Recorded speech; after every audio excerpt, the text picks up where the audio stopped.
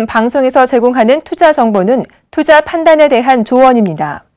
방송에서 제공하는 주식의 가치, 가격 상승 및 가격 하락에 대해서는 방송사에서 보장하지 않습니다.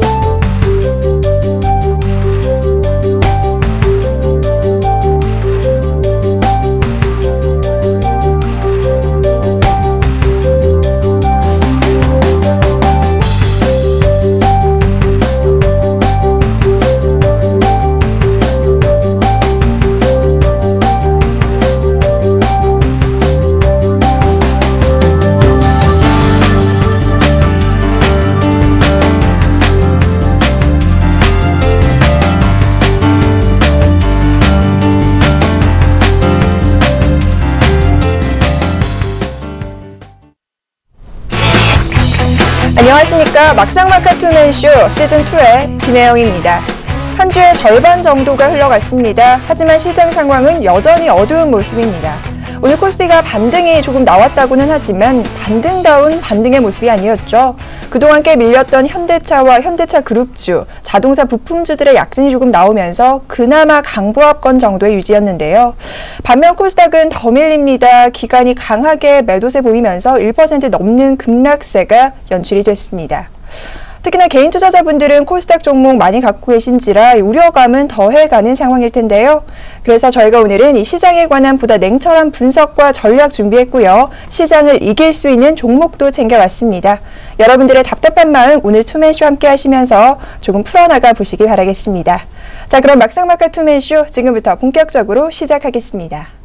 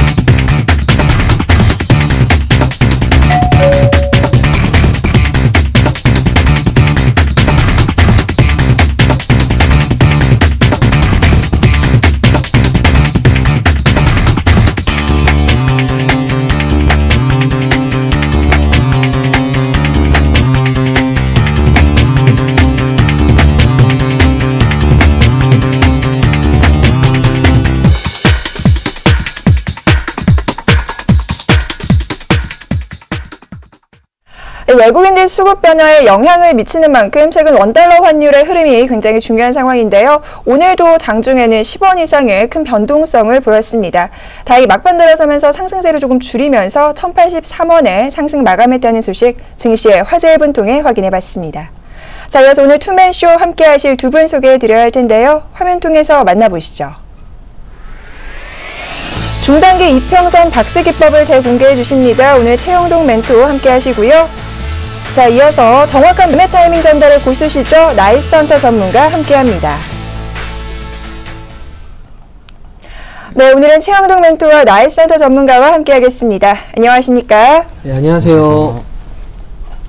자, 오늘도 역시나 시장 상황 분석 먼저 들어보겠습니다. 최영동 멘토님과 먼저 함께 할 텐데요. 역시나 오늘도 시장 상황이 썩 달라진 부분은 없는 것 같습니다. 체제 개선이 좀 어려워 보이는데요. 예, 시장 상황 어떻게 보셨어요? 네, 그렇습니다. 오늘 뭐 전체적인 시장에 대한 흐름들을 좀 보시게 되면 1936.48로 마감을 하는 모습들입니다. 일단은 표면적인 모습들을 좀 보게 되면 0.26% 상승으로 좀 마감을 했기 때문에 그동안의 경기 민감주들에 대한 약세 흐름들이 일단은 뭐 대반전이 일어났다고 보시면 좋을 것 같고요. 그러한 부분들에 대한 가장 영향을 미쳤던 내용들을 좀 보셔야 될 것 같은데요.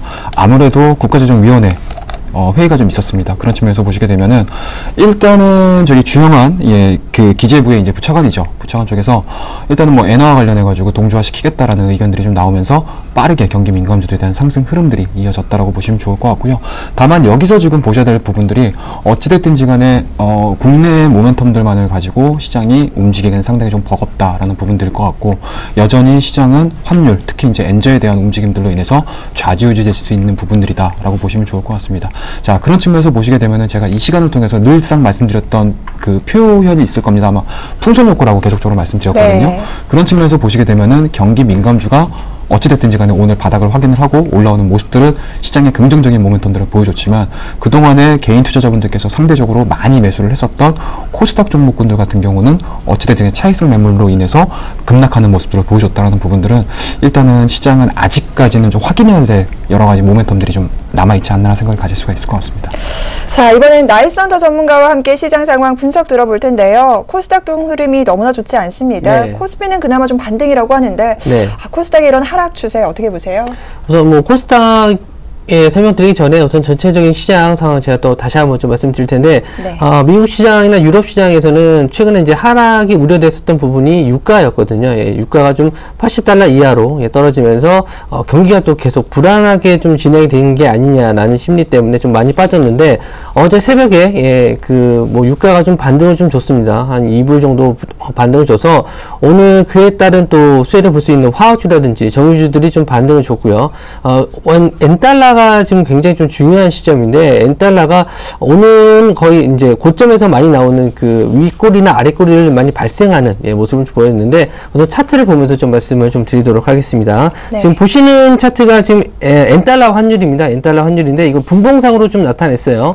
오늘 12시 부분에 거의 1시 부분에 이제 거의 고점을 찍고 저점을 또 한번 크게 찍은 모습이 나왔는데, 어느 정도 이제 그 캔들 패턴상으로는 요런 패턴이 나왔을 때 거의 이제 꼭지다. 이제 엔저 현상이 거의 다 이제 끝나가는 마무리 국면이 들어가지 않았나 싶어요. 그래서 이제 엔화에 대한 부담감, 오늘 일본 증시도 좀 많이 빠졌습니다. 그래서 이제 엔저에 대한 내용들은 이제 거의 다 마무리가 된 것 같고요. 시장에서 보시면은 코스피 지수는 0.26% 올랐는데 코스피 100 지수는 0.63% 정도 올랐습니다. 그래서 확실히 이제 시가총액 대형주 위주의 시장이 좀 되고 있다라는 걸 말씀드릴 수가 있고요. 반면에 코스닥 시장이 1.57% 빠졌는데 코스닥 종목 빠진 거 보면은 이제 그동안 좀 많이 올랐었던 게임주라든지 개인 투자자분들이 많이 들어갔었던 의류 관련주들도 많이 빠졌는데, 이제 3분기 실적에 대한 불안 심리죠. 기대치에 못 미치는 실적이 나왔을 때 시장에서는 충격이 2배, 3배로 나오게 되어 있습니다. 제가 예전에도 한번 말씀드렸다시피 투매쇼에서도 이런 부분에 실적을 확인하고 넘어가야 된다고 말씀을 드렸는데, 이런 부분 때문에 오늘 시장에서 코스닥의 충격은 좀 2배, 3배 커지지 않았나 생각이 듭니다.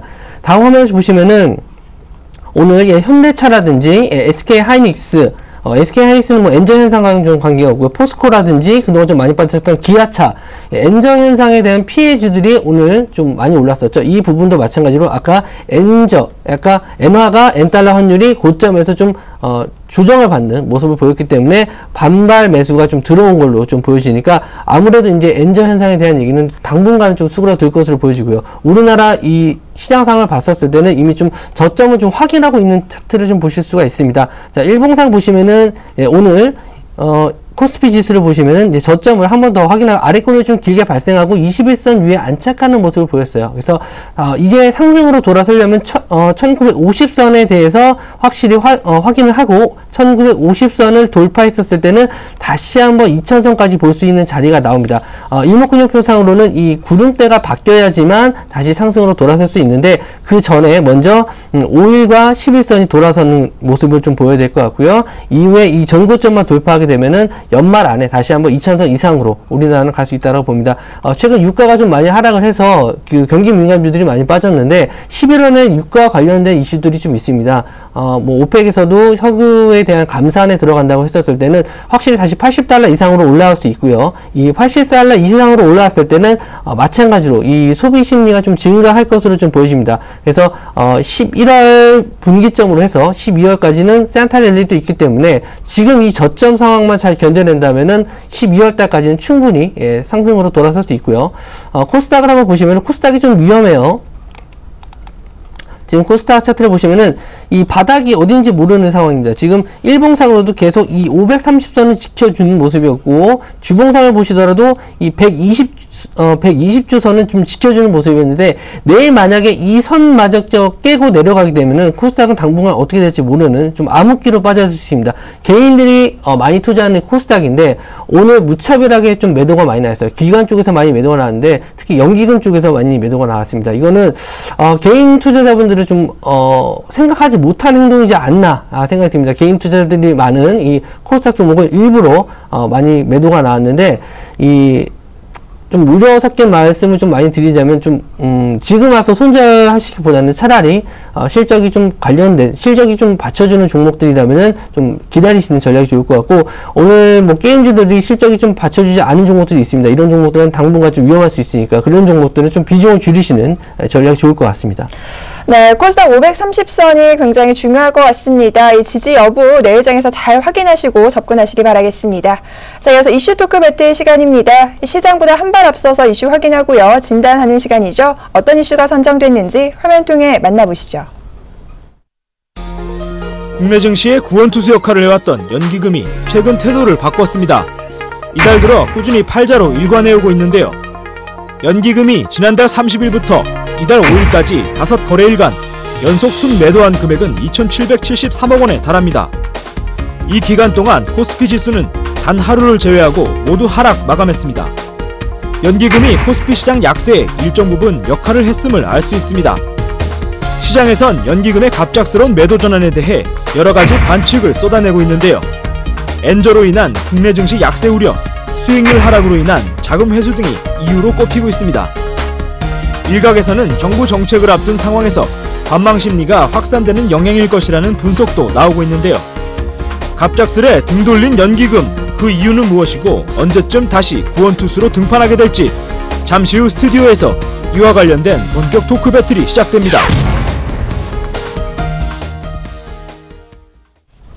자, 이 시장이 밀릴 때면 이른바 구원투수라고 하죠. 연기금의 등판에 그나마 시장에 좀 힘을 냈었는데요. 최근에는 연기금 쪽에서 매도세가 좀 강하게 나타나고 있습니다. 오늘은 이 부분 진단해 보도록 하겠습니다.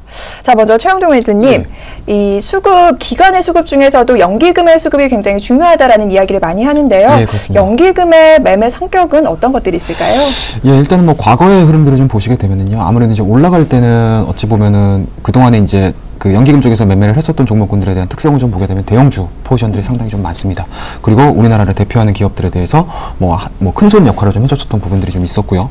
그런 부분들이 좀 있다라고 하게 되면 시장이 상승 추세로 진행이 될 때는 좀 굉장히 좀 믿을 만한 그런 이제 수급 주체로 작용을 했었고, 시장이 급락하는 모습들이라든지 아니면 대외 변수로 인해서 갑작스러운 변동 사항이 발생이 된다라고 하게 됐을 때 어찌됐든지 간에 우리나라의 한 축을 담당하고 있는 상황들이었기 때문에 언제든지 저가 매수세로서 시장에 브레이크 역할을 좀 해줬었던 경향들이 상당히 좀 강했습니다.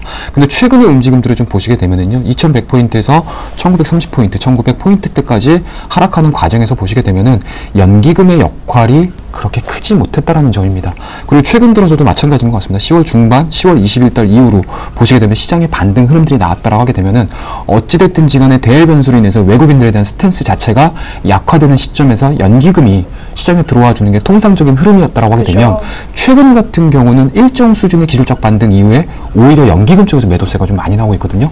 이러한 부분들은 우리 시장에서 조금 이제 좀 심도 있게 좀 체크를 해봐야 될 상황들이 아닌가 생각을 가질 수가 있을 것 같습니다. 자, 이제는 뭐 구원투수라는 수식어가 잘 어울리지 않는 것 같습니다. 이 매도. 그렇다면 연기금 쪽에서 이렇게 매도를 하는 이유는 어떤 것들이 있을까요? 예, 일단은 아무래도 제가 앞서서도 말씀드렸습니다. 전반적인 시장에 대한 추세적인 흐름들이 진행이 됐을 때 우리나라의 대표 종목군들을 매수를 해왔다라는 생각인데요. 그런 측면에서 보시게 되면 대외 변수가 지금 발생되고 있는 우리나라 영향을 미치고 있는 대외 변수 자체가 단발성으로 단기적인 상승 흐름들로 그러니까 상승 전환을 시킬 수 있는 모멘텀이 아니다라고 판단을 내리는 것 같고요. 그와 더불어서 그동안에 꾸준하게 매수를 해왔던 종목군들에 대한 낙폭 자체가 굉장히 좀 심화됐던 부분들. 쉽게 말씀드려서 뭐 우리 개인 투자자분들도 마찬가지고요. 외국인들도 마찬가지, 기관들도 마찬가지고 손절이라는 부분들을 관가할 수 없는 상황이지 않나라는 생각을 가질 수가 있기 때문에 연기금도 마찬가지인 것 같습니다. 지금 측면에서 손절 라인 자체를 어느 정도 좀 설정을 하고 매매에 임하고 있지 않나 생각을 좀 가져볼 수 있을 것 같습니다. 네, 연기금의 이런 매도 물량, 이른바 손절 물량으로 보면 좋을까요? 어떻게 보세요? 네, 뭐 기관도 마찬가지고 연기금도 이제 기관의 형태를 띠고 있기 때문에 어느 정도 로스컷이 있습니다. 그래서 그 지지하는 선을 깨고 나면은 이제 손절 물량이 나가는데 오늘 코스닥 쪽에서 좀 많이 매도가 나왔는데 오늘 코스닥에서 이런 루머 아닌 뉴스가 있었는데 이 코스닥 상장 기업 중에서 주가 조작을 한 기업들에 대한 조사가 들어가겠다라는 뉴스가 좀 돌았습니다. 그거에 따라서 아무래도 시장에서 코스닥이 오늘 좀 크게 출렁였던 것도 그런 이유 중에 하나였습니다. 그래서 이에 따른 또 기계적인 손절 매가 나오는 것도 있고요. 지금 웬만한 펀드 같은 경우에는 이 재설정을 합니다. 그러니까 종목들을 어느 정도 포트에 담아놨다가 그거를 이제 주기적으로 이제 바꿔주는 그 교체 시기가 있는데 연기금은 그런 성격은 좀 띄진 않아요. 하지만 지금 와서는 좀 포트를 좀 재편입해야 되는 시기가 아닌가. 좀 많이 떨어진 종목들을 좀 빼고 그동안 좀 괜찮은 종목들 특히 배당 위주로 좀 잡아보지 않을까. 연말에 따라서 지금 너무 수익률이 안 좋기 때문에 지금 현재로는 좀 배당을 좀 많이 주는 종목들 위주로 펀드를 좀 재편입을 해야 되는 시점이 아닌가 또 싶기도 하고요. 어쨌든 이 지금 손절 물량이 언젠가 또 자금은 또 들어올 겁니다. 연말이 돼서 이 평가 수익을 해야 되는데 이때 수익률이 마이너스가 되는 것을 좀 원치 않을 겁니다. 연기금에서도 아무래도 수익률이 너무 안 좋기 때문에 지금은 좀 마이너스 수익률이 나더라도 연말에 돼서 이제 평가 시즌이 되면은 뭐 윈도우 드레싱처럼 연말 쪽에는 자금이 좀 집행이 되지 않을까. 그때까지는 좀 아무래도 연기금에 대한 수급을 좀 기대하기는 좀 힘들 것 같습니다. 그렇다면 이 수익률 극대화를 위한 연말 랠리는 조금 기대해 볼 수 있을까요? 현재 상으로서는 그 방법이 있고요. 뭐 증시 부양책에 대한 기대감이 있기 때문에 그 뉴스를 좀 노리고 좀 지금은 좀 몸을 아꼈다가 그 시기가 됐을 때 먼저 연기금에서 순매수가 들어오면서 자금이 좀 들어올 확률도 높습니다. 대형주 위주로 했기 때문에 대형주를 많이 산 이유는 안정적이기도 하지만 배당이라는 것도 무시할 수가 없거든요. 연말 시즌에 배당을 좀 노리는 전략으로 좀 많이 빠진 낙폭이 심한 배당주 종목으로 좀 공격이 들어올 수 있다라고 좀 생각이 듭니다. 자, 그렇다면 최영동 멘토께서는 향후 추가적으로 연기금에서 매도 물량 더 내놓을 거다라고 생각하세요? 참 어려운 질문이신 것 같으세요. 네. 일단은 어찌됐든 간에 전반적으로 시장을 움직이는 부분들을 좀 보게 되면은 국내 상황들보다는 오히려 해외 쪽에 대한 영향력들을 위해서 주가에 대한 움직임들이 상당히 좀 크게 진폭을 좀 나타내고 있는 상황인 것 같습니다. 그와 더불어서 외국인들에 대한 수급 현황들이 우리나라 대표 기업들의 어찌됐든지 간에 좀 들어와줘야 되는 상황들인데 만약에 지금과 같이 엔저에 대한 속도 자체 물론 지금 굉장히 3일 정도가 굉장히 가파르게 좀 올랐던 부분들이 좀 있습니다. 앞서도 말씀드렸듯이 일정 수준 오늘 같은 경우는 좀 많이 좀 꺾였던 부분들이 좀 있었는데 그런 부분들로 인해서 뭐 수직화된 움직임들은 보이지는 않을 거라고 생각을 합니다. 다만 이제 그런 부분들 속에서 추세적인 부분들로 좀 보게 되면 등락을 거듭하는 상황일 것 같아요. 근데 엔저를 지금 현 수준에서 바로 꺾을 수 있을 것이냐라는 부분들에 대해서 고민을 좀 하셔야 될 것 같은데요. 지금 상황에서는 그럴 만한 요인들이 그렇게 크지 않다라고 좀 보기 때문에 일단은 우리나라 증시 앞서도 말씀드렸듯이 5일선, 21선, 일단은 오는 21선까지 안착하는 모습들을 좀 보여주고 있지만 다시 한번 지금 5일선이 하방으로 좀 흘러가고 있는 모습들이기 때문에 조금 더 좀 관망을 해야 되지 않을까라는 생각이 좀 들고요. 그런 측면에서 보시게 되면 연기금이 시장을 끌어올릴 수 있는 모멘텀들은 그렇게 작다라고 보고 오히려 외국인들에 대한 스탠스가 변화가 됐을 때 연기금이 다시 한번 쉽게 말씀드려서 올라가는 상황에서 조금 더 추진력을 얻을 수 있는 연기금의 수급을 좀 기다려봐야 되지 않을까 생각을 좀 가질 수가 있을 것 같습니다. 네, 그렇다면요. 지금 현재 빼고 있는 종목군들이 경기 민감주 쪽이 좀 많죠. 네, 그렇습니다. 자, 종목들을 한 번씩 보시게 되면은요. 네. 오늘 같은 경우 뭐 삼성전자라든지 지금 삼성전자 수급을 먼저 좀 보도록 하겠습니다. 네. 지금 보시게 되면은요, 외국인들에 대한 스탠스는 삼성전자는 상당히 좋습니다. 하지만 어떻습니까? 지금 보시게 되면은요, 연기금 쪽 같은 경우는 마이너스 10만 주 정도가 매도가 나왔고요. 기관들 같은 경우가 일단은 대표적으로 삼성전자, SK 하이닉스는 다 매도세가 나왔습니다. 그와 더불어서 현대차, 기아차 같은 경우도 연기금이라든지 기관 쪽에 대한 수급 현황들이 상당히 좋았음에도 불구하고 오히려 외국인들 같은 경우는 매도세로 지금 일관을 했다는 부분들은 어찌됐든지 간에 지금 외국인들이 보는 우리나라 시각하고 기관들이 보는 시각 자체는 상당히 조금 사뭇 다른 방향성을 좀 보이기 있지 않나라는 생각이 좀 들고요. 그런 측면에서 보시게 되면은 기관들에 대한 움직임들 같은 경우는 정부 정책에 뭐라고 해야 될까요? 오늘 같은 경우도 보시게 되면 앞서서도 중요한 그 기획재정부 제1차관이 말씀하셨던 부분들로 인해서 기관 쪽에서 반응을 한 게 아닌가라는 생각이 들고요. 그러한 부분들에 대해서 외국인들 같은 경우는 아직까지 신뢰감들이라든지 뭐 이런 부분들에 대해서 반영을 안 하고 있다고 보시면 좋을 것 같습니다. 좀 번외적인 질문이 될 수도 있을 것 같은데요. 연기금 쪽에서 매수에 들어간다면 그때는 경기 민감주 바닥론을 좀 점쳐봐도 괜찮을까요? 일단은 어느 정도 수익률에 대한 내용들은 클리어된 상황이라고 생각을 해볼 수가 있을 것 같습니다. 1차적으로. 어찌됐든지 간에 과거의 연기금들에 대한 매매 패턴을 보게 되면은 저가 매수를 일정 수준 잘 해줬었거든요. 그런 측면에서 보시게 되면은 연기금이 지금과 같이 소위 되면 이제 소액으로 투자가 집행이 되는 게 아니고 과감하게 집행이 되는 그런 시점이 된다라고 하게 되면은 일정 수준에 대한 바닥 확인들은 좀 되지 않았나. 그러니까 시그널로서는 충분히 판단해볼 만한 가치가 있다라고 보시면 좋을 것 같습니다. 자, 그렇다면요. 장기적으로 보면 이 외국인들의 수급을 보자라고 하고요. 단기적으로는 기관의 수급을 좀 쫓자라는 게 대부분 시장에서 많이 하는 이야기거든요.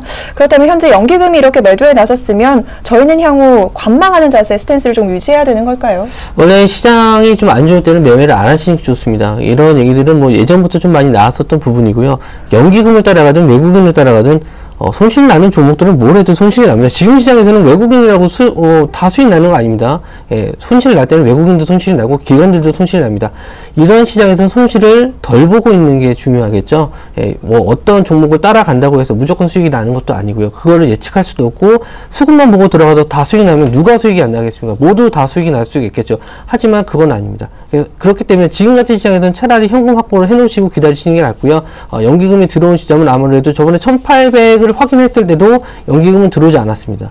그렇기 때문에 1800을 더 깨고 내려가도 더 연기금에서 매수가 들어온다는 보장도 없습니다. 이미 그 시장에서는 그 개인 투자자분들이 이미 알고 있을 때는 이미 시장에는 다 알려진 사실이기 때문에 늦어요. 개인들이 들어가면 늦어요. 그래서 지금은 차라리 현금을 확보해 놓으시고 나중에 좀 지수가 확실히 올라오는 걸 확인하고 들어가셔도 개인 투자자분들은 충분히 좋은 수익률을 얻을 수 있습니다.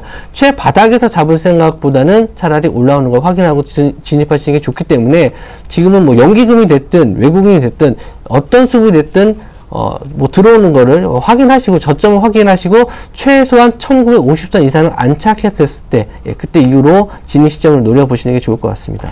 자, 그렇다면요. 연기금이 자금 집행을 좀 이뤄나갈 때 저희가 미리 좀 봐야 할 섹터나 업종은 어떤 것들이 있을까요? 예, 일단은 뭐 앞서서도 말씀드렸듯이 그동안에 손실을 봤었던 종목군들에 진입을 하는 게 가장 현명하지 않을까라는 생각을 가질 수가 있을 것 같습니다. 말씀드렸듯이 현대차, 기아차, 뭐 우리나라 대표로 하는 삼성전자라든지 SK 하이닉스 같은 경우, 특히 뭐 삼성전자나 SK 하이닉스 같은 경우는 아무래도 지금 외국인들에 대한 스탠스가 상당히 좋습니다. 그런 측면에서 보시게 되면 기관들이 굳이 핸들링할 필요가 없다라고 보시면 좋을 것 같고요. 그런 측면에서 보시게 되면 뭐 롯데케미칼이라든지 현대제철, 포스코, 그 다음에 현대차, 기아차, 그리고 자동차 부품주들에 대한 움직임들이 가장 먼저 선호될 수밖에 없다라고 보시면 좋을 것 같기 때문에 연기금들이 외국인들에 대한 등을 업고 그리고 연기금까지 같이 집행이 된다라고 하게 되면은 개인적으로는 경기 민감주 바닥을 확인할 수 있는 그런 이제 시그널로 보시는 게 가장 좋을 것 같습니다. 네, 역시나 대형 경기 민감주들 말씀을 해주셨는데요. 이 의견에 동의하세요? 대형주 중 뭐 당연히 이제 연기금에서 주로 매수하는 종목들이라서 뭐 당연히 이제 매수해야 되는 종목들이긴 한데 이 손절 물량 중에서도 좀 크게 손실이 난 종목들이 있어요. 연기금에서 들어왔는데 크게 손실 나는 종목들이 있는데 그런 종목들을 좀 따로 관심 종목에 넣어두셨다가 이런 종목들이 수급이 들어왔을 때는 갑자기 수급이 들어옵니다. 그래서 장대 양봉을 띄우면서 급등하는 경우가 있는데 이런 종목에 대해서는 뭐 진입을 하셔도 됩니다. 물론 중소형주들도 충분히 매수를 많이 합니다. 안정적이고 매출이 좀 꾸준하게 나오는 기업들을 연기금에서 매수를 하기 때문에 종목을 뭐 한두 개 매수하는 게 아니고 뭐 100개, 20, 200개 이상 다 매수를 하기 때문에 종목이 너무 많아. 연기금이 들어가 갖고 있는 종목들이 너무 많기 때문에 하나하나 다 매수하실 수가 없습니다. 그래서 확실하게 그 기업적인 내용을 보시고 진입하시는 종목이 좀 좋지 않을까. 만약에 뭐 자동차 세타군이 간다고 하면은 자동차와 자동차 부품, 그리고 뭐 전기전자 쪽이라면 전기전자와 전기전자 부품 쪽, 이런 쪽으로 같이 중소형주나 대형주 같이 갈 수가 있습니다. 섹터군을 보시고 연기금이 어떤 섹터군을 주로 집중 공략을 하는지 보시고 그걸 이용하시는 게 좀 더 나을 거라고 봅니다. 어차피 연기금이 매수가 들어오면 전체 시장이 뜨기 때문에 그럴 때는 뭐 코덱스 레버리지라든지 이런 뭐 ETF 상품을 사도 상관이 없어요. 근데 집중적인 투자를 위해서 매수가 들어가신다면은 연기금이 노리는 그 섹터군을 유심 있게 보시고 그걸 공략하시는 게 좀 더 수익률을 좀 극대화하실 수 있는 전략이라고 생각을 합니다. 네, 큰 그림을 좀 그려주셨습니다. 전략도 제시해 주셨는데요. 조금만 더 저희가 자세하게 세부적으로 본다면 몇 종목 정도만 이렇게 꼽아서 얘기해 주실 수 있을까요? 저는 뭐 지금 사라고 했었으면은 개인 투자자분 입장으로서는 그나마 좀 삼성전자? 네. 왜냐면은 삼성전자 뭐 대형주라고 해서 뭐 삼성전자를 사야 되냐라고 말씀하실 수 있는데, 네. 그것도 뭐 어떻게 보면 가장 지금은 저는 안정적인 게 제일 좋다라고 생각합니다. 주식은 내가 얼마만큼 공격적으로 해서 돈을 많이 벌기 위해서 하는 거라기보다는 좀 방어 차원이라고 생각을 합니다. 내가 얼만큼 시장에서 돈을 잃지 않고 원금을 잃지 않고 있으면 시장이 상승을 했었을 때는 누구나 다 돈을 법니다. 하지만 시장이 하락했을 때 누구도 돈을 벌지 못해요. 외국인도 마찬가지고 기관도 마찬가지입니다. 지금은 방어를 해야 되는 시간이에요. 그래서 지금은 내가 가지고 있는 돈을 얼마만큼 많이 투자해서 그 수익을 극대화한다기보다도 내 원금을 지키면서 시장이 다시 상승장이 될 때까지는 움츠려야 되는 거죠. 겨울잠을 자야 된다는 거예요. 그래서 지금 공격적인 투자보다는 안정적인 기업에 들어가셨다가 차라리 시장이 어느 정도 돌아섰을 때 그때 공격적인 투자를 하셔도 저는 늦지 않다고 봅니다. 네, 연기금의 귀환을 조금 바라면서 안정적인 스탠스를 유지할 때다라면서 삼성전자를 꼽아주셨는데요. 그렇다면 최영동 멘토님께서도 굳이 한 종목 꼽자면 어떤 종목 꼽아주실 수 있을까요? 일단은 뭐 연기금 수급 기준으로 말씀을 좀 드려야 될 것 같습니다. 지금 일단은 어찌됐든지 간에 우리나라 연기금들에 대한 움직임들이 사뭇 시장의 기대치와는 다른 모습들을 좀 보여주고 있습니다. 뭐 오늘 같은 경우 일정 수준의 연기금의 자금이 들어오긴 했지만 추후에 대한 움직임들은 어찌됐든지 간에 해외 쪽에 대한 이슈들로 인해서 움직일 가능성이 상당히 높다라고 말씀드릴 수가 있기 때문에요.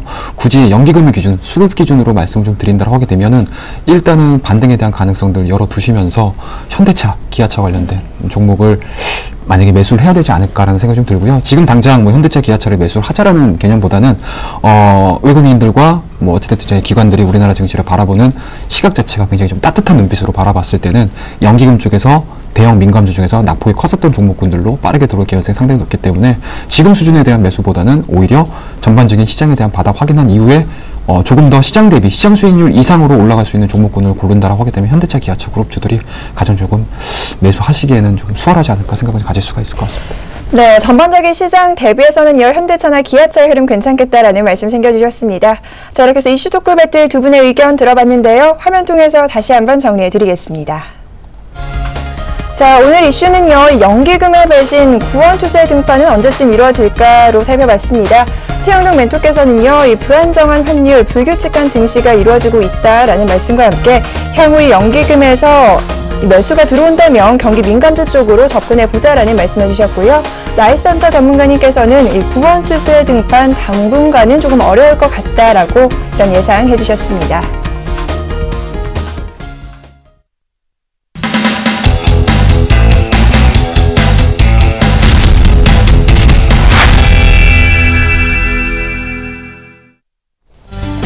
막상막하 투맨쇼 시즌2 오늘의 출연자 포트폴리오 수익률 확인해 보겠습니다.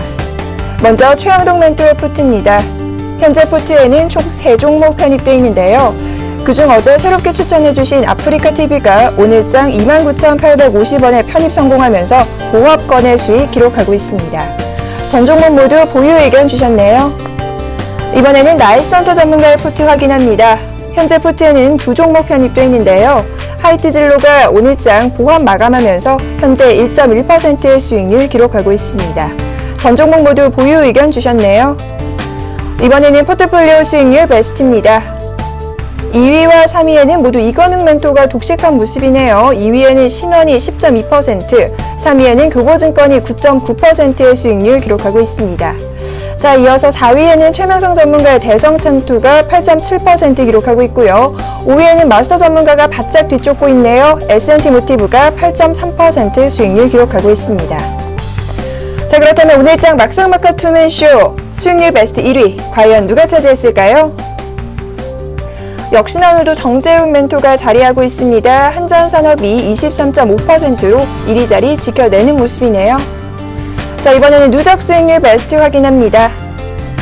1위에는 조민규 멘토가 100.2%로 누적 수익률 1위 기록하고 있고요. 2위에는 이관익 멘토가 33.5%, 3위에는 나이센터 전문가가 18.8%의 누적 수익률 기록하고 있습니다. 자, 이번에는 명예의 전당 소개해드리겠습니다. 조민규 멘토의 유닛 테스트가 100%의 확정 수익률로 명예의 전당 빛내고 있네요. 포트에 담긴 종목들 수익률 확인하고 왔습니다. AS 전략 세워봐야겠죠? 먼저 최영동 멘토님과 포트에 담긴 종목들 AS 진행해 보도록 할게요. 예, 일단은 첫 번째 종목입니다. 한국전력입니다. 오늘 마이너스 0.94% 기록을 했고요. 전일 같은 경우는 일단은 4%대의 놀라운 상승률을 좀 보여줬습니다. 만약에 이러한 부분들이 계속적으로 진행이 됐었다고 하게 되면은 일단은 여러분들께서 좀 안정적인 수익을 얻을 수 있는 대표적인 종목이 되지 않을까라는 생각을 좀 가질 수가 있을 것 같고요. 시장의 변동성을 좀 감안을 해본다라고 하게 되면은 굉장히 좀 안정적으로 움직이고, 제가 이 종목을 추천을 드렸을 때 그 추천 포인트를 보게 되면은 배당과 관련된 내용들을 상당히 조금 집중화시키면서 설명을 좀 드렸던 것 같습니다. 그런 측면에서 보시게 되면 아무래도 시장에서 배당과 관련된 내용들이 상당히 관심 있게 지켜볼 수밖에 없다라고 보시면 좋을 것 같고요. 오늘자 같은 경우는 경기 민감주들이 대다수의 종목군들의 상위 랭크에 돼 있는 상황이었기 때문에 아무래도 이제 내수 정격의 종목군들 같은 경우는 차익성 매물들이라든지 아니면 소폭 시장에서 조금 소외되는 모습을 보여줬습니다. 다만 이러한 부분들은 시장의 수급적인 요인들로 인해서 진행되는 상황이기 때문에 한국전력이 가지고 있는 강점 자체는 변함이 없다라는 점, 그런 측면에서 보시게 되면은 뭐 찬바람 부는 내내 한국전력 같은 경우는 계속적인 수급 현황으로 인해서 아니면 앞서 말씀드렸던 배당과 실적 그리고 재무 개선에 대한 강점 요인들이 살아있는 대표적인 종목이기 때문에 뭐 굳건하게 좀 가져갔으면 좋겠다라는 말씀드릴 수가 있을 것 같고요. 차트적인 내용들을 좀 보시게 되면은 5일선과 20일선에 대한 움직임들, 일단은 뭐 골든 크로스에서 조금 스톱이 좀 걸리는 상황이고요.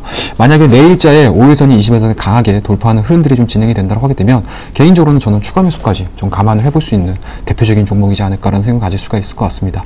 자, 일단은 여러분들께서 매매를 하실 때 가장 중요할 것 같은데요.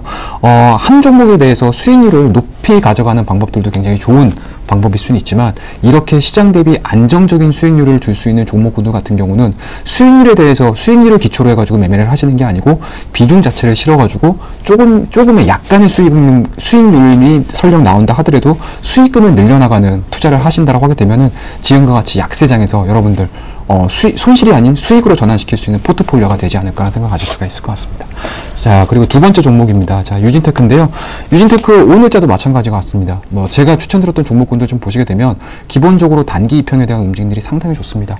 자, 이 종목 마이너스 1.74%의 하락률을 보여주고 있지만 5일선과 20일선에 대한 추세가 살아있는 대표적인 종목이라고 보시면 좋을 것 같고요. 이 종목도 말씀드렸듯이 마찬가지로 기술적인 포인트와 앞서 말씀드렸던 삼성전자와 SK 하이닉스 쪽, 그리고 반도체 시장에 대한 슈퍼사이클 자체가 올해 하반기부터 쉽게 말씀드리면 10월달, 11월달, 12월달 내년 상반기까지 이어진다고 하게 되면은 우리나라 대표적인 반도체 장비주들의 대장이라고 할 수 있는 뭐 유진테크 같은 경우는 추가적인 흐름들, 현재 지금 바닥권에서 살아나고 있는 모습들이거든요. 추세적인 움직임들로 연속성을 보여줄 가능성이 상당히 높기 때문에 내일자에 만약에 21선을 하향 이탈을 시키지 않고 5일선이 살아있는 모습들을 보여준다고 하게 되면은 추세를 한번 믿어보시고 추가 매수 해볼 만한 충분한 가치가 있는 종목이다 라고 말씀드리도록 하겠습니다. 자, 그리고 마지막 종목입니다. 아프리카 팁인데요. 이거는 제가 어제 좀 편입을 시켰습니다. 자, 아프리카 같은 경우는 실적을 한번 보셔야 될 것 같아요. 자, 일단은 FN 가이드 스냅샷인데요. 지금 실적을 보시게 되면은 2014년도 9월입니다. 3분기죠. 165억 원의 매출을 보여주고 있고요. 영업이익 같은 경우는 16억입니다. 전분기 대비 12억에서 16억으로 발생이 됐던 부분들이고요.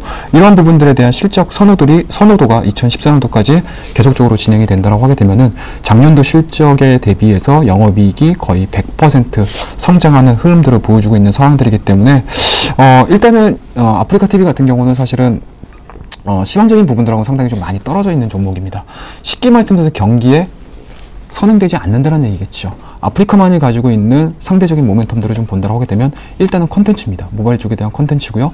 현재 지금 보시게 되면 지상파뿐만 아니고 다양한 매체를 통해 가지고 여러분들이 이 종목에 대한 이 아프리카 TV가 가지고 있는 솔루션을 통해 가지고 다양한 매체로서의 역할을 해볼 수 있는 상황이기 때문에 최근의 움직임들, 앞서서 보시면 아시겠지만 5일선과 20일선에 대한 움직임들, 물론 직전 고점 자체가 34,000원에 형성이 돼 있고 최근 들어서 29,000원대까지 다시 빠지는 모습들을 보여주고 있지만 이 추세 자체가 충분히 요번에 경기 민감주들 아니면 굉장히 좀 컸었던 상승폭 자체가 컸었던 종목군들에 반해서 추가적인 상승 흐름 나올 수 있는 가능성이 상당히 좀 크다라고 생각이 좀 들기 때문에 손절라인 자체를 제가 21선, 그러니까 최근 직전 고점에 장대 양봉에서의 시초가로 정해드렸거든요. 이 자체에 대한 훼손이 나오지 않는다라고 하게 되면은 원 추세로의 복귀로 가능할 수 있지 않나라는 생각 가질 수가 있으니까요. 이 종목도 마찬가지로 잘 핸들링해서 수익 낼 수 있는 대표적인 종목이라고 보시면 좋을 것 같습니다. 네, 시장이 워낙 흔들리다 보니 안정적인 수익률을 책임져 줄 수 있는 종목이 굉장히 괜찮을 텐데요. 한국전력이 그런 종목이 아닐까 싶네요. 추가 매수 여력도 충분하다라는 말씀까지 챙겨봤고요. 이번에는 나이스헌터 전문가님과 AS 전략 살펴보도록 하죠. 네, 우선 첫 번째 종목을 좀 말씀드리기 전에 제 누적 수익률 보시면은 네. 제가 3등이잖아요. 근데 네, 3위세요. 포트 안에는 두 종목밖에 없고 한 종목이 마이너스죠. 7%가 네. 있는데 지금 시장에 대해서 제가 지금 말씀드리는 거는 수익이 날 때 좀 빠르게 좀 챙겨주시는 게 제 누적 수익률은 수익이 났을 때 바로 추가적인 뭐 홀딩 없이 그냥 바로 목표가에서 청산을 했기 때문에 누적 수익률이 좀 쌓여서 지금 3위까지 올라와 있습니다. 지금 개인 투자자분들은 저와 좀 비슷하게 좀 하셨으면 좋겠어요. 목표 단기 수익을 좀 짧게 가져가시면서 적은 수익이라도 자꾸 쌓아가시는 전략이 이런 시장에서 살아남을 수 있는 전략이라고 생각이 듭니다. 그에 따라서 제가 좀 추천드린 종목은 시장 상황과 좀 동떨어진 종목, 지금 최영도 멘토님이 아프리카 TV를 가지고 나오셨다는데 그것도 마찬가지로 시장과는 좀 별개의 움직임을 보이는 종목이었고 오늘 제가 원래 추천주로 가지고 나오려고 했었던 종목인데 어제 편입을 하셨더라고요. 그래서 저도 좀 깜짝 놀랐습니다. 요즘 계속 저랑 좀 맞물리는 게 좀 있으셔서 좀 깜짝 놀랐는데 어쨌든 지금 차트 보면서 AS를 좀 해드리도록 할게요. 지금 노모바이오 좀 보실 텐데 지금 추세가 좀 무너지는 모습이 좀 보였어요. 60에서 깨지면서 지금 차트가 좀 깨졌는데 이 종목도 지금 시장 상황과 무관하게 좀 움직일 것이라고 예상을 했는데 조금 하락은 계속 나오고 있습니다. 하지만 이 원체 가지고 있는 그 회사 자체 뭐 모멘텀이라든지 아직 남아 있습니다.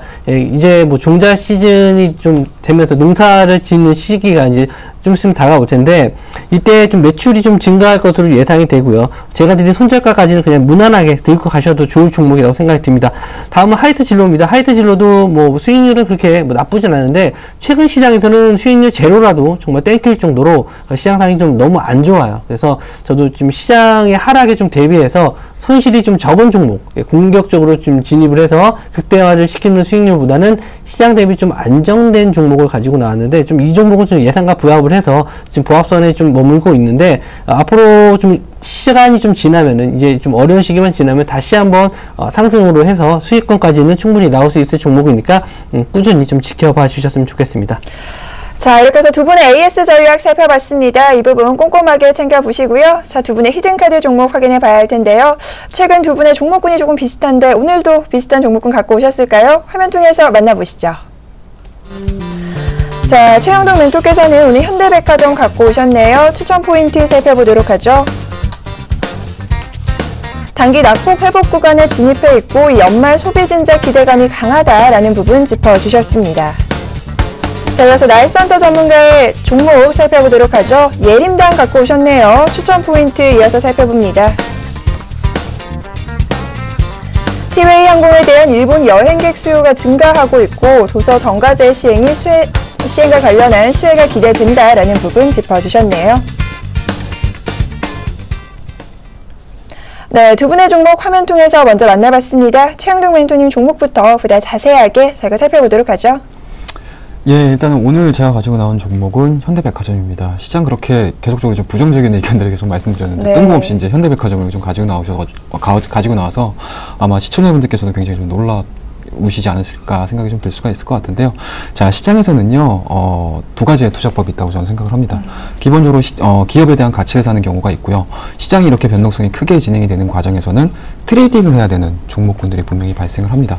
그런 측면에서 보시게 되면 현대백화점 같은 경우는 개인적으로는 이제 트레이딩 관점으로 매수를 좀 해야 해야 되겠다라는 생각이 좀 가지고 나왔고요. 앞서서 제가 가지고 있는 포트에 대한 현황들을 좀 보시게 되면은 굉장히 좀 안정적으로 좀 움직이는 종목군들이 상당히 좀 많죠. 그렇죠. 일단은 뭐 기본적으로 한국전력 시장 대비 상대적으로 상대 수익률 자체가 굉장히 좋다라고 보시면 좋을 것 같고, 유진테크도 마찬가지로 전방 기업에 대한 뭐라고 해야 될까, 호황의 등을 업고 상승할 수 있는 가능성이 있는 종목이고요. 그와 더불어서 아프리카 TV 같은 경우는 현재 지금 모바일 시대가 열림으로 인해서 새로운 이제 유통 채널로서의, 콘텐츠 유통 채널로서의 역할을 담당할 수 있는 상황이기 때문에 전반적으로 좀 보시게 되면 경기와, 그러니까 현재 시장에서 지금 불안하게 느끼고 있는 시황적인 부분들하고 상당히 조금 다른 종목군들을 가지고 나왔습니다. 그런 측면에서 보시게 되면은 일단은 포트 자체는 굉장히 좀 안정적으로 꾸렸다라고 생각이 좀 들고요. 그런 측면에서 보시게 되면은 저 역시도 수익률 개선을 위해서 좀 트레이딩에 좀 적극 좀 가담을 해보자라는 생각에서 현대백화점을 좀 가지고 나왔는데요. 자, 일단은 현대백화점이 지금 16만 5천 원대죠. 쉽게 말씀해서 초이노믹스가 발표가 되고 나서 7월 달에 13만 원대 바닥을 확인한 이후에 꾸준하게 좀 올라갔던 모습을 보여주고 있습니다. 그런 측면에서 보시게 되면 최근 들어서 16만 5천에서 13만 원대까지 급락하는 모습을 보여주고 있는데요. 이러한 부분들은 아무래도 말씀드렸던 하반기 경기, 내수 경기에 대한 활성화에 대한 불안 심리가 작용을 하고 있지 않나 생각이 좀 들고요. 그와 더불어서 최근 들어서 잠실의 제2 롯데월드가 드디어 개장을 했습니다. 그런 측면에서 보시게 되면은 같은 지역구에 있는, 같은 인근에 있는 현대백화점의 코엑스점 에 대한 이제 매출 우려감들로 인해서 주가가 상당히 좀 빨리 빠졌던 부분들이 좀 있는데요. 일단은 뭐 이러한 부분들은 주가에 다 반영이 됐다라는 판단이고요. 그와 더불어서 내년도에는 15년도 1월 달에는 자료 화면을 좀 보셔야 될 것 같은데요. 김포 아울렛 출점이 예상이 되어 있고요. 그 다음에 판교의 현대백화점 출점이 예정이 되어 있습니다. 그리고 내년도 하반기에도 마찬가지로 김포에 대한 또 다른 아울렛 지점이 또 오픈이 되어 있는 상황들이기 때문에 그런 측면에서 보시게 되면은 일정 수준 현재 지금 악재에 대한 움직임들은 반영이 다 나오지 않나 생각이 좀 들고요. 그와 더불어서 어찌됐든지 간에 현재 지금 발생되고 있는 부분들, 증시 활성화 아니면 이제 내수 경기 진작을 위해서 최경환 부총리에 대한 의견들이 나오지 않을까라는 생각을 가질 수가 있기 때문에 지금 구간에서는 일단은 낙폭 과대로서의 물량들로서 충분히 받아볼 만한 가치가 있지 않나 생각을 가질 수가 있을 것 같습니다.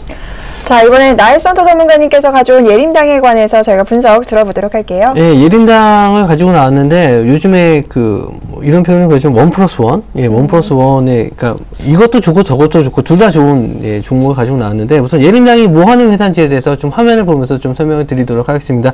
우선은 회사의 지배 구조를 좀 보시면요. 우선 뭐 티웨이 홀딩스가 있고 티웨이라는 회사가 있고 예림 디지털, 예림아이 뭐 이런 모습들이 좀 나와 있는데 두 가지로 나뉜다는 거죠. 회사가 좀 두 가지로 나뉘는데 하나는 티웨이는 이제 항공사입니다. 저가 항공사고 그리고 예림당이라고 해서 이제 우선 아이들 도서를 만드는 회사인데 우선 한 가지씩 보여드리도록 할게요. 다음 화면 보시면은 첫 번째 화면은 이제 아이들 도서 화면이 나올 텐데 자녀를 한 5세에서 6세 이상 키우시는 분들에게는 베스트셀러죠. 스테디셀러 Y 시리즈를 출판하는 회사고 저도 이제 자녀를 키우고 있지만 한 10권 정도의 책을 갖고 있어요. 그러니까 매년 이 시리즈가 계속 늘어나요.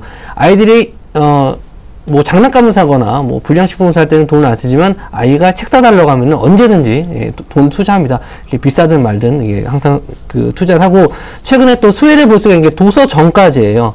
뭐 지금 뭐 단통법 때문에 핸드폰이 좀 많이 힘들긴 한데 이 단통법과 좀 비슷하다고 보시면 돼요. 책을 예전에는 기간이 지나면은 굉장히 싸게 팔았어요. 50%, 60% 할인을 행사를 하면서 많이 팔았는데 도서 정가제라는 건 이 할인폭을 제한을 한다는 거죠. 그래서 옛날 책이든 지금 책이든 좀 비슷한 단가로 좀 맞춘다.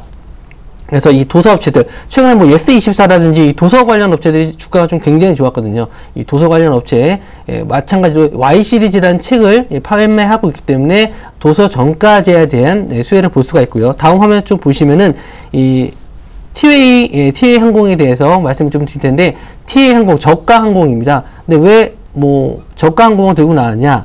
일본 지금 엔화 약세죠. 엔화 약세 때문에 피해를 보는 종목들이 뭐 자동차군이 있지만 그에 따른 수혜를 볼 수도 있는 종목들이 있습니다.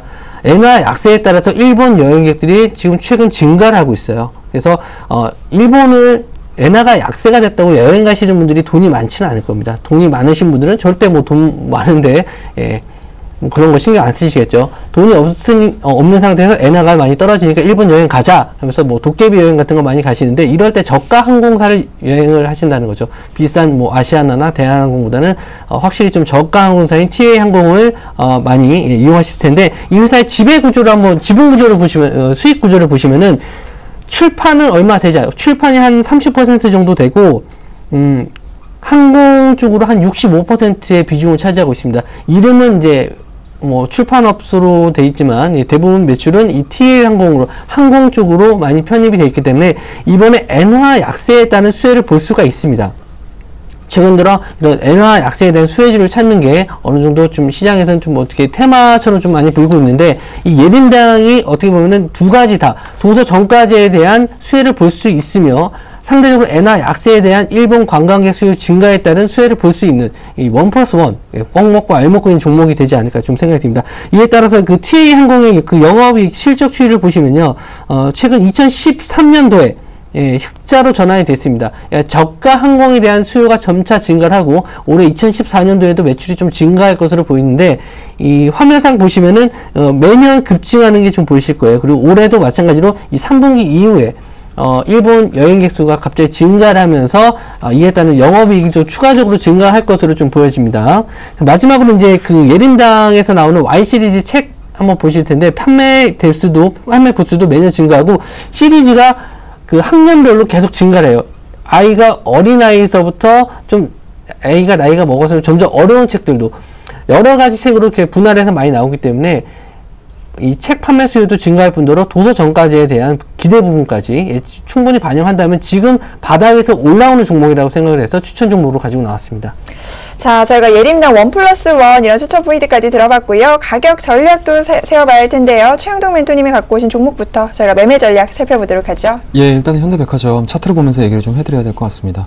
자, 2014년도 저가 부중이었죠. 예, 13만 원대에 대한 저가 흐름들 진행이 되고 있는 상황들이고요. 차트를 좀 더 길게 본다라고 하게 되면은 일단은 장기적인 흐름들에서 쌍바닥을 형성을 했다라고 보시면 좋을 것 같으니까요. 내일 시가 부근에서는 매수를 하겠다라는 말씀을 드릴 수가 있을 것 같습니다. 일단은 매수가는 13만 원대 제시해드리고요. 단기적인 목표가입니다. 앞서서도 말씀드렸어요. 이 종목에 대한 전반적인 장기적인 흐름들이 좋아질 것이다라는 예측으로 진입을 하시기보다는 오히려 트레이딩 관점에서 수익률 개선 효과를 누리기 위해서 이 종목을 편입을 한다는 말씀드렸기 때문에 일단은 5일선과 20일선이 맞닿을 수 있는 가격대입니다. 14만 원대까지의 단기적인 목표대 제시해드리고요. 만약에 20일선을 강하게 돌파를 하는 골든크로스 흐름들이 좀 나온다고 하게 되면은 제가 단기별로 목표가를 설정을 해가지고 수익률 극대화에 좀 노력을 해보겠다라고 말씀드리고요. 손절 라인 자체는 굉장히 간단합니다. 앞서 말씀드렸죠. 예, 2014년도 6월 5일 날의 저가죠. 12만 5천 원대를 훼손시킨다라고 하게 되면은 일단은 손절로서 대응을 하도록 하겠습니다. 자, 이번에는 예림당도 이어서 매매 전략 살펴보도록 하죠. 자, 우선 그 차트 보면서 말씀드릴 텐데, 최근에 한번 그 거래가 좀 터지면서 급등이 한번 나왔었는데, 이제 엔저 현상에 대한 한번 뉴스는 나온 게 없습니다. 전체적으로 나온 게 없는데 시장에서 먼저 반응을 했고 기관과 외국인에서 강한 매수세가 들어오면서 한번 시세가 나왔어요. 그리고 나서 오늘 시장에서도 마찬가지로 1.6% 정도 상승이 나오면서 오늘 시장과는 전혀 무관한 모습, 코스닥 시장이 급락이 나왔는데도 굳건하게 양봉으로 꿋꿋하게 버티는 모습 나와 있고요. 이미 앞에 일목상 구름대도 이제 변화를 했어요. 예, 양봉으로 전환을 했고 이 구름대에서 벗어나는 순간 추세 상승이 이어질 것이라고 예상이 됩니다. 단기간에 급등이 나왔기 때문에 살짝 조정을 줬을 때 6,000원 선에서 매수가를 좀 잡아드리고요. 목표 주가는 6,500원입니다. 굉장히 짧은데 시장 상황이 좀 어려운 만큼 우선 단기적인 목표를 잡아서 한 번 정도 수익을 챙겨 놓으시고, 여기서 비중이 들어가신다면은 10% 비중이시라면은 한 5%는 여기서 수익을 챙겨 주시고 나머지 물량만 가는 전략이기 때문에 우선 1차적인 목표가는 6,500원으로 잡아드리고 손절가는 5,500원으로 이 상승이 시작했었던 부분, 그 부분까지는 손절 라인을 잡고 대응하시면 좋을 것 같습니다. 자, 이렇게 해서 두 분의 히든카드 종목 만나봤는데요. 화면 통해서 다시 한번 정리해 드리겠습니다. 자, 먼저 최영동 멘토께서는 오늘 현대백화점 갖고 오셨습니다. 단기 낙폭 회복 구간에 진입하고 있고요. 연말 소비 진작에 관한 기대감도 들어오는 종목이네요. 이어서 매매 전략 살펴보도록 하죠. 현대백화점 매수가는 13만원, 목표가는 14만원, 손절가는 12만 5천원입니다. 자, 이어서 나이센터 전문가님 오늘 예림당 갖고 오셨습니다. TA 항공에 대한 일본 여행객 수요 증가에 대한 부분 있고요. 도서 정가제 시행에 관한 수혜도 기대된다라는 부분 짚어주셨네요. 매매 전략 살펴보겠습니다. 매수가가 6,000원, 목표가가 6,500원, 손절가는 5,500원 제시하셨습니다. 자, 이렇게 해서 저희가 준비한 소식 전해드렸습니다. 오늘 함께 해주신 두 분 여기서 인사드리도록 하죠. 오늘 말씀 고맙습니다. 자, 이제 한 주의 금요일장 내일 하루 남았는데요. 내일장 조금 더 힘내시고요. 저희는 내일 이 시간 다시 인사드리도록 하겠습니다. 함께해 주신 여러분 고맙습니다.